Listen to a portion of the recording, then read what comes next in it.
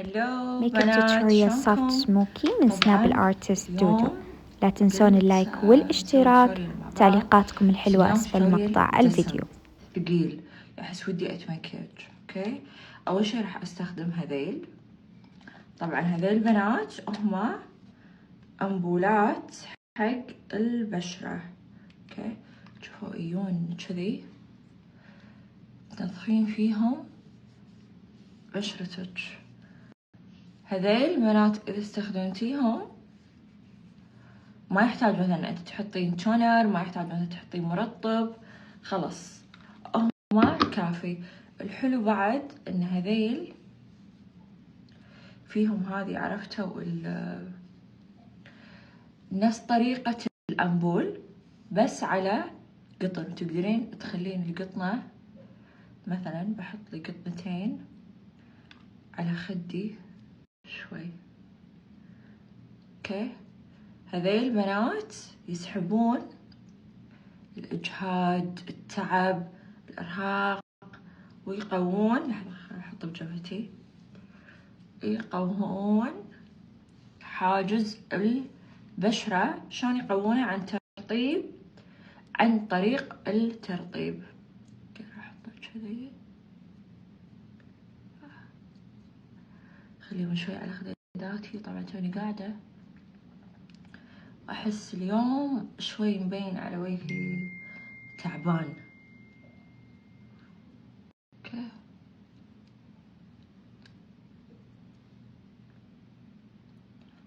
كذي.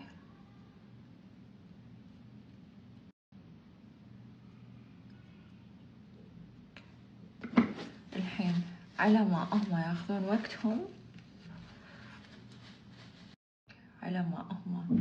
ياخذون وقتهم، ببشرتي شوية، راح اخذ فرشة واحط واكس الحواجب.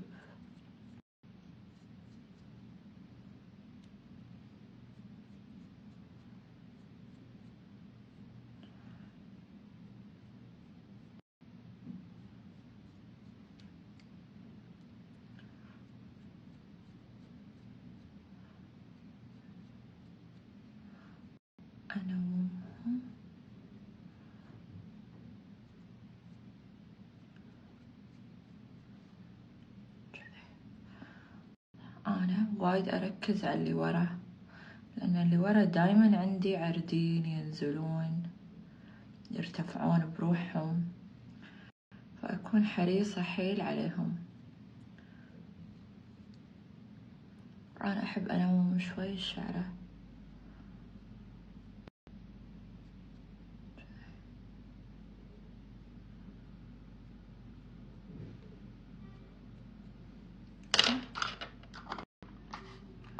الحين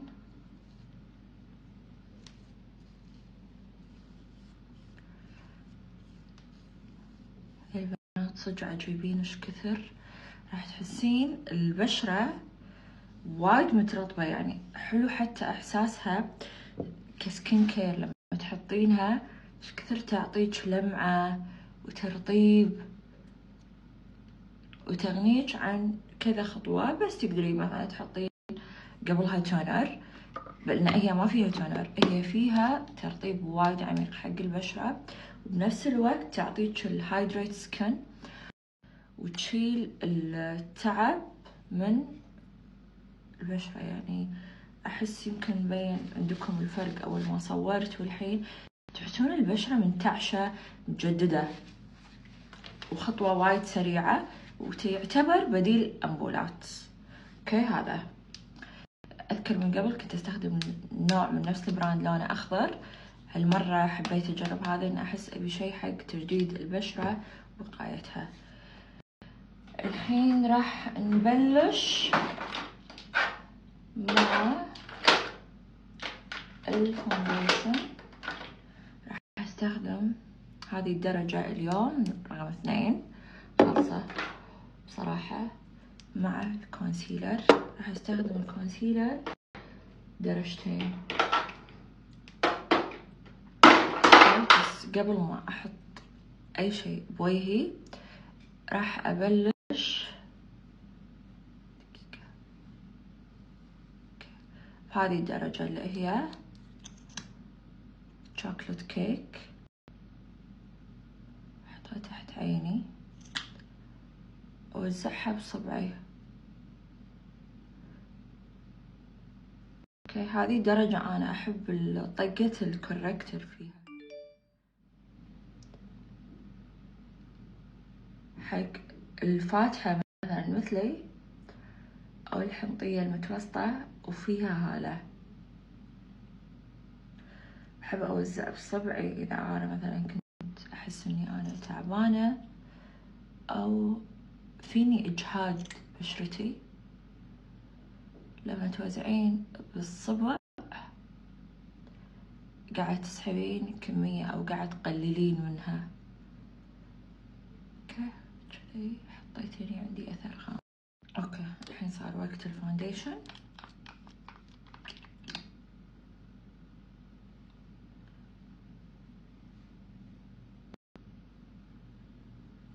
ودي اعلمكم على شغلة. اوكي شوفوا الفاونديشن احنا عندنا توزيع الفاونديشن نوزعه بثلاث فرش. مثلا فرشة فلات، فرشة تكون كذي. اوكي، وعندك ثالث شغلة البيوتي بلندر. اذا تبين الفاونديشن يبين عندك فل كفر راح تستخدمين هذه الفرشة، لان هي راح تخلي الكفر مال الفاونديشن فل من غير ما تخففه. اذا تبينه يبين متوسط راح تستخدمين هذه الفرشة. هذه ما تسحب من كمية الفاونديشن لكن راح تخلي الفاونديشن ميديوم كفر. اذا تبين تحكمين انتي بالكفر مالك تستخدمين البيوتي بلندر. بالاغلب انا احب استخدم دائما البيوتي بلندر عشان انا اتحكم بالكفر مالي، اذا ابي ثقيل او ابي خفيف حسب طريقة توزيعتي فيه. اذا كانت طبطبة قاعد اخفف، اذا كانت مسح قاعد اخليه فول كفر نفس طريقة الفرشة. فبالنسبة لي حق توزيع الفاونديشن افضل بيوتي بلندر. عندكم بيوتي بلندر اللي انا وايد احبها يا بي جي او دودو اللي تكون بست الفرش، بس ما بيحمسكم عليها انها موجودة. فعندكم مات بي جي موجودة وحيل حلوة. تليفوني دق. الحين راح ابلش توزيع الفاونديشن على كل وجهي.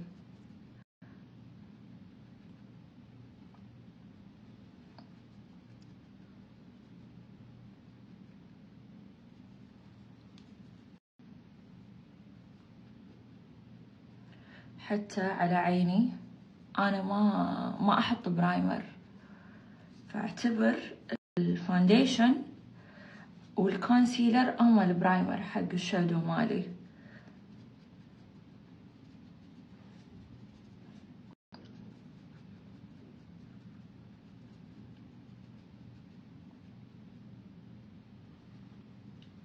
كذي وزعته. راح اخذ هذه درجة الكب كيك.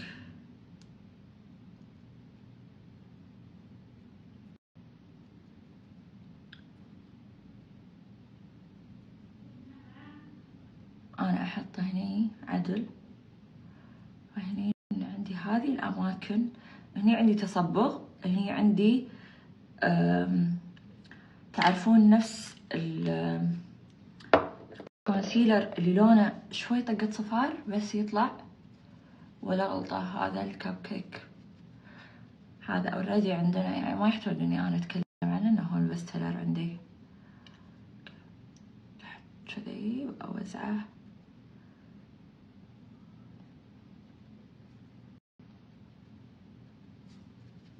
هني بعد شكل. امس انا كنت سويت لكم وايد دوي لوك وناعم ما ادري شنو. اليوم ما احس اني انا ابي شيء اليوم أحس إني أنا بخاطري لوك سوفت سموكي. أوكي الحين وجهي راح أحط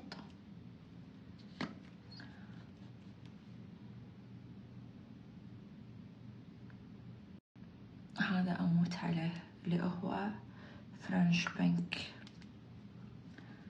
أوزعه شوية هني.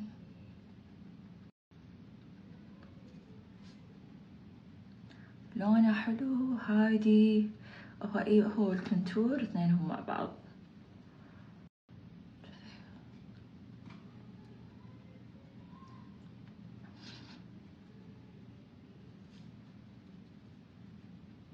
تأكدي انه ما في اي لاين او خطوط في البشرة.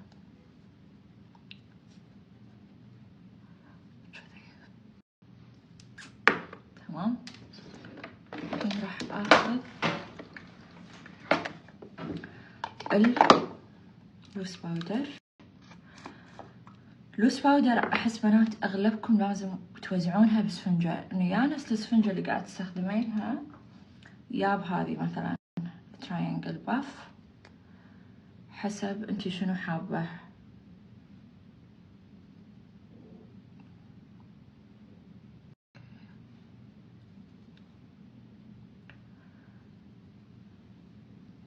هني وايد مهم تثبتين عدل. ليش اقول لكم بسفنجة؟ لانه وايد بنات ما تعرف تتحكم بضغطتها على الفرشة، فرشة الباودر بالذات او بالاخص، فبدال ما توزع عدل تلقين وجهها مخطط، بس يكون مخطط من شنو؟ من البرش نفسها، الفرشة نفسها توزيعتها تكون تضغط، فتجيب العيد بعمرها من غير ما تحس. قاعد اطفي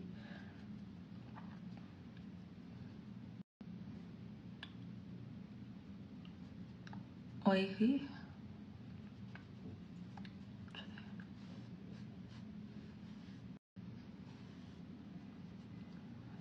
وجهي طافي 100%.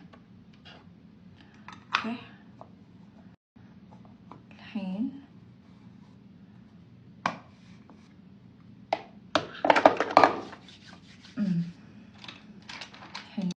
لازم اطلع الكحل عشان ماني قاعدة نسولف وايد. الحين لقيته بسرعة. راح استخدم اول شي القلم الاسود بنات، شكل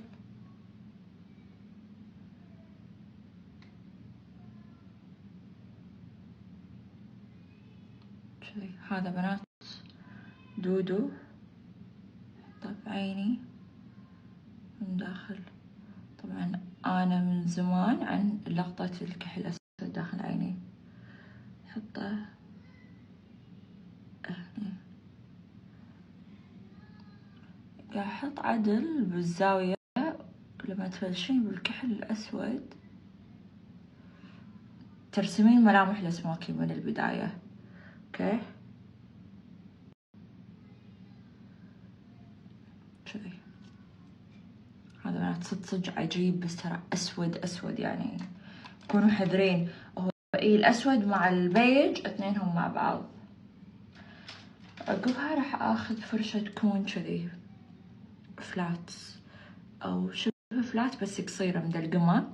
ليش؟ لان هذا الحجم هو اللي راح اقدر اموه فيه الكحل الاسود، وعشان لا يدث وايد او ينزل بزيادة تحت العين اكثر من احتياجي مثلا. اوكي الحين شفتوا طرف العين، راح اسحب شوية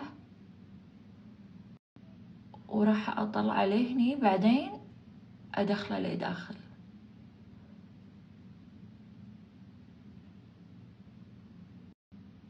الفرشة بنات تستخدمينها تكون نظيفة بدون اي شادو، فلما يطلع لما يطلع الشادو مثلا معاك لفوق راح يطلع على مرمد، هذا نورمال بأي كحل. إلا إذا إحنا شنو قمنا سوينا، خذينا الكحل وحطينا زيادة قمجنا. اوكي، طبعا لما تغمجين من فوق حاولي ايدش تكون خفيفة على الكحل، لا تضغطين. الضغط راح تخليه وايد اسود، فممكن يصير عندك الدمج وايد صعب، فلا تشتطين، يعني لا تاخذك الشطة. عقب شوي راح ادمجه بنفس الزاوية اللي انا اوريدي رفعت فيها الكحل من تحت. اوكي، وهني لان هذا راح يكون كأنه بيز حقك.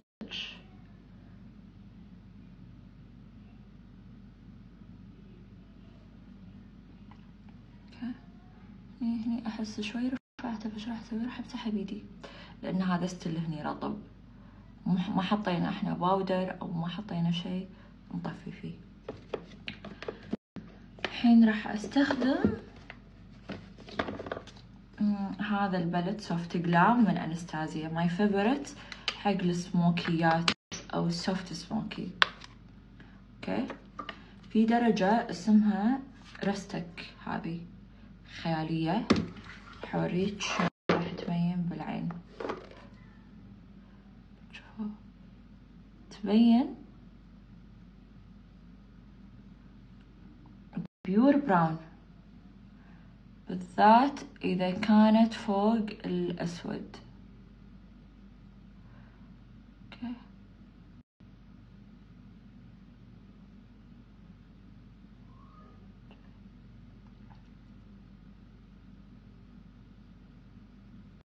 شوفوا من تحت شلون طلع. الحين عاد صار دورنا من فوق، راح أخذ هذه الفرشة وأبلش بلند بهالمكان. هذه فرشة دمج محدود مو بافي، فقاعد أدمج فيها بنفس المكان. طبعا أنا بالنسبة لي عادي أقدر أخذ فرشة واحدة أسوي فيها كل اللوك، ما يفرق عندي.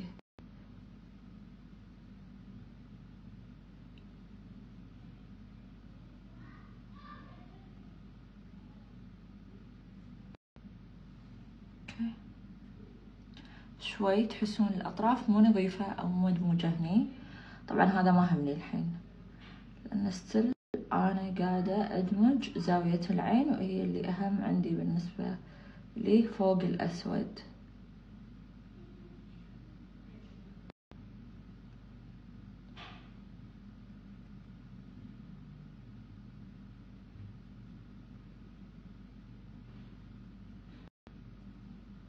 اوكي،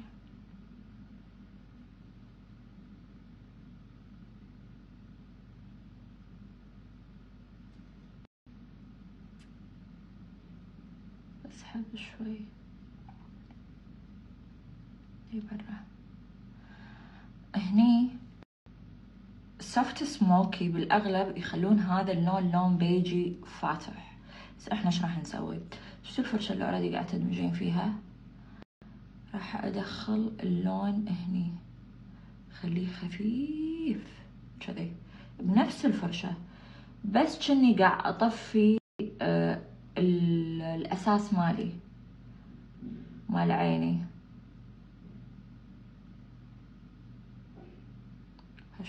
شوفوا بهالشكل شلون مبين عندكم إن كنا إحنا حاطين هني لون ومدرجين مع إن إحنا ترى مو حاطين لون ولا مدرجين ولا بطيخ. مجرد ما إن أنتي خلصتي دمج بهذا المكان والفرشة خلاص دمجت لك عدل، خلصتي دمج دمجتي اللي ورا، باقي الفرشة من غير باقي تعبان عليها، باجي الفرشة بدون ما انتي تزيدينها راح ندخله هني ببساطة حيل، كلش ما يبي لها تفنتق. هني حسيت عيني هني صايرة سيدة وهذه شوية مشخوطة، فراح اخذ الشادو بالفرشة الصغيرة وانزل شوية هني.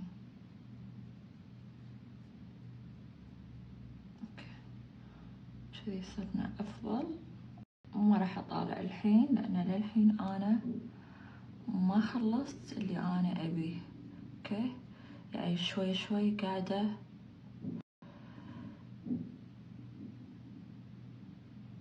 أزيد. أوكي، الحين راح أخذ درجة غامجة اسمها هذه شيء أمبر، بس ترى غامجة هي بالتصوير قاعد يطلع لكم ألوان الشد أفتح. راح أخذ هذه الدرجة وراح أدمجها هني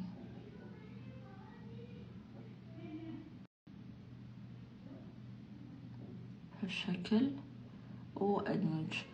السموكي بنات بالذات للسوفت يأذي أكثر من السموكي العادي، لأن السموكي العادي اللي هو الأسود على كثر ما أنتي قطيتي فيه ما راح يهمك إن أنتي قاعدة تدمجين بأسود وبني، بس البني نفسه أو البني بس لازم تكونين وايد حريصة وأنتي قاعدة تدمجين، لأنه ممكن يطلع معاك مكتل، ممكن يطلع معاك مبقع، فخلك حريصة بالدمج. لا تدشين بثقلك باللون زيادة، عادي على راحتك، كل شوي زيدي بالفرشة ودمجي. ويعتمد بالأغلب السموكي على البلند، فكثر ما انتي دمجتي كثر ما طلع عندك حلو، الزوايا نظيفة، التدرج حلو. اوكي، مع هبة البرغندي تقدرين تاخذين مثلا، ترى سموكي البرغندي خيال، بس حلو مع بيس اسود، يعني هني كله اسود وتحطين. بس انا باخذ طقة برغندي بالفرشة.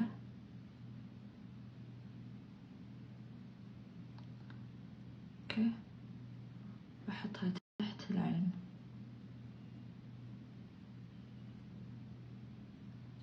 يعطيني كذي لوك حمار حلو. طبعا عيني طالعة ستيل حمصة لأنه ما في بوز، ولأنه شيء ثاني لأن السواد وايد ثقيل داخل العين. الحين صار دور إن احنا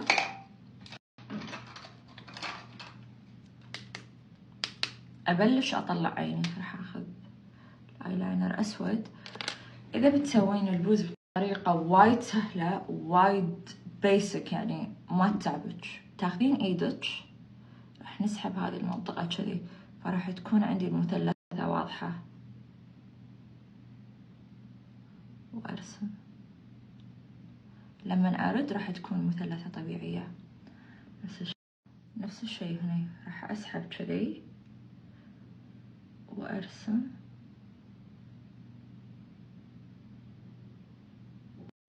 وأرد.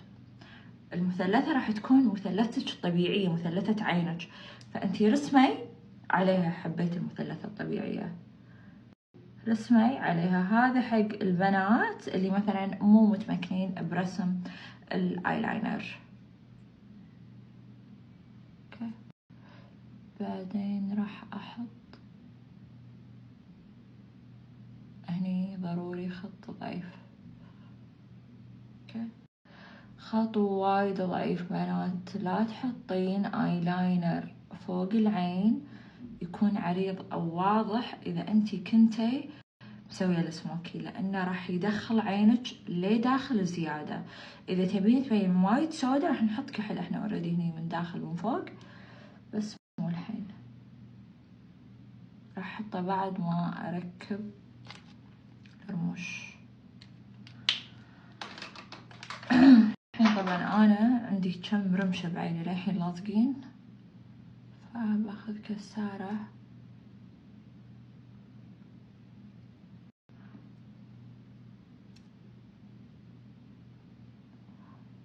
كسر رموشي. راح طقة مسكرة خفيفة واركب فوقها الرموش.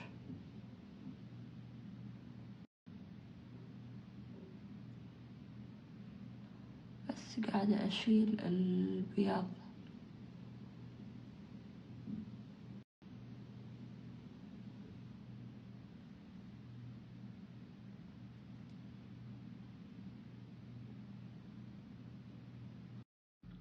أنا إيش قاعد أسوي؟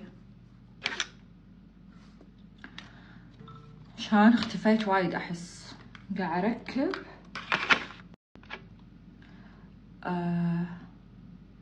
الرموش بالحبات. موضوع وايد طويل، وايد مؤذي، بس هذا مو حق هالعين. هذيل بوريكم اياهم بنات، انا طالبتهم من شيئا.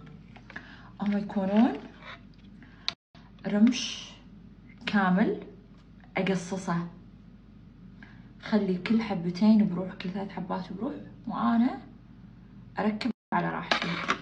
بس ترى الموضوع مش سهل خالص، يعني بالذات على نفسي. يعني لما انا مثلا احط حق احد بدقيقة انا خالصة، اقل من دقيقة بسرعة، بس على نفسي وايد مليق بصراحة. خل اركب وارد لكم.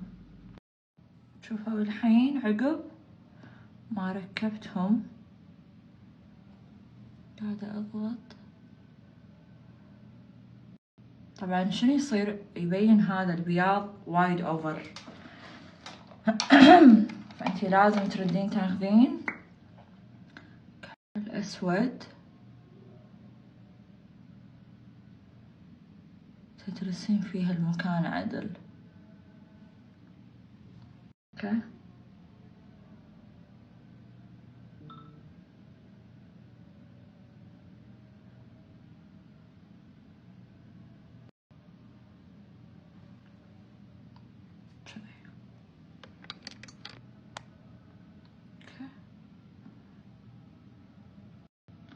الحين صار دور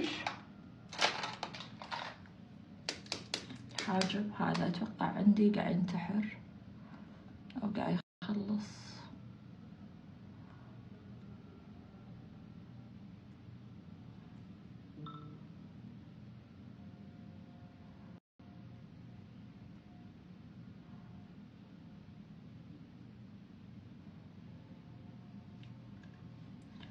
ورا وشوي راح اجدمه.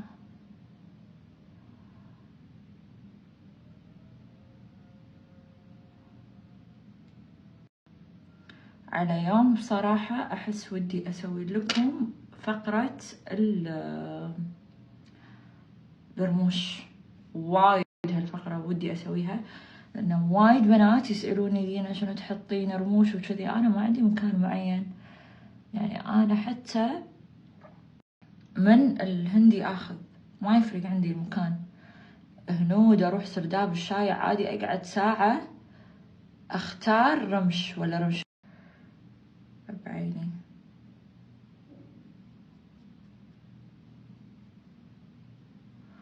هنا عندي أثر مسكرة على خشمي فقاعد أشخط فرشة.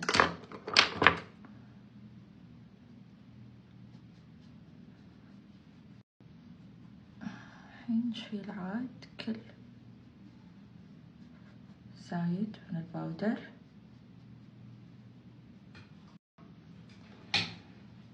ونبلش الوجه.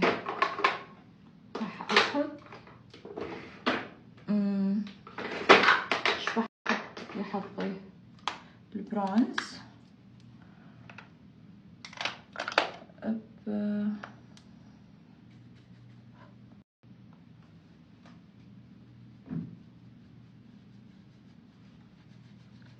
احب انا لقطة هذه الكفخة بعدين ادمجه،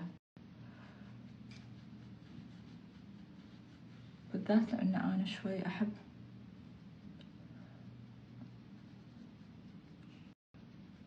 البرونز يكون تحت اي بلشر انا احطه.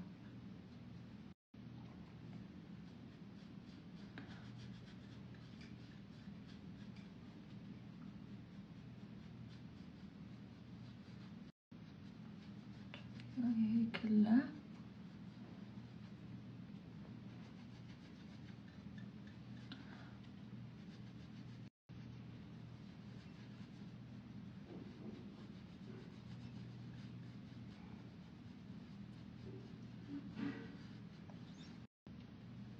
أغلب لوجهي في حالات اللون ما راح أحط بينك ولا، ويعني أحس مع السموكي حالاته بلاشر نود.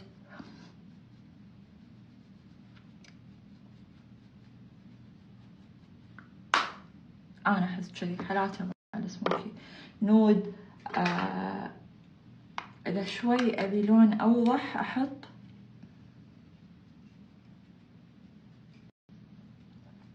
مشمشي، إذا أبي طقة أوضح.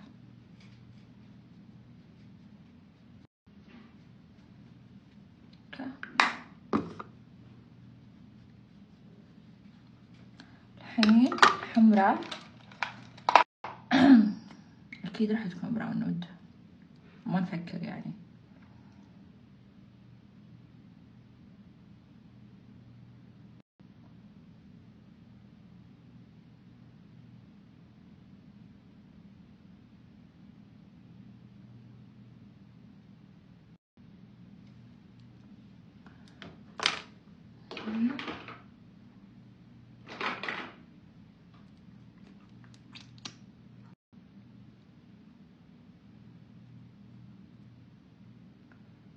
هذه بنات مو براون نود،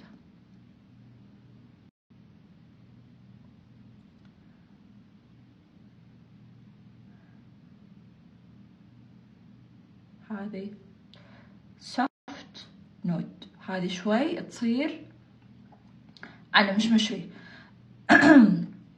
هذه بعد من الحمر المفروض كانت تنزل بالمعرض بس الله ما كتب له، سواء كانت البينك نود او السوفت نود المفروض كانوا ينزلون بالمعرض بس الله ما كتب. هذه تصير فيها طقة، هذه تصير فيها طقة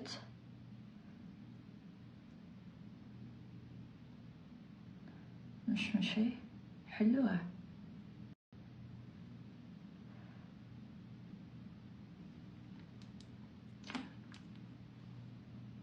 سوفت نود راح اوريكم الفرق بعدين ما بين السوفت والبراون شلون بالفاينل يعني.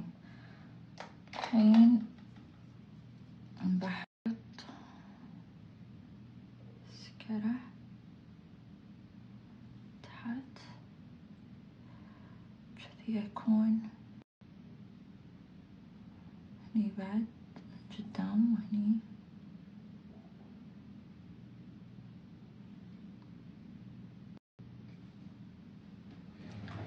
كذي نكون خالصين. لو تلاحظون تحديدة العين سودا بس، شنو ماسكتها كنا مايك، سودا بس بالعين هني، بس برا كله مو اسود، كله فاتح متدرج بخطوات وايد بسيطة.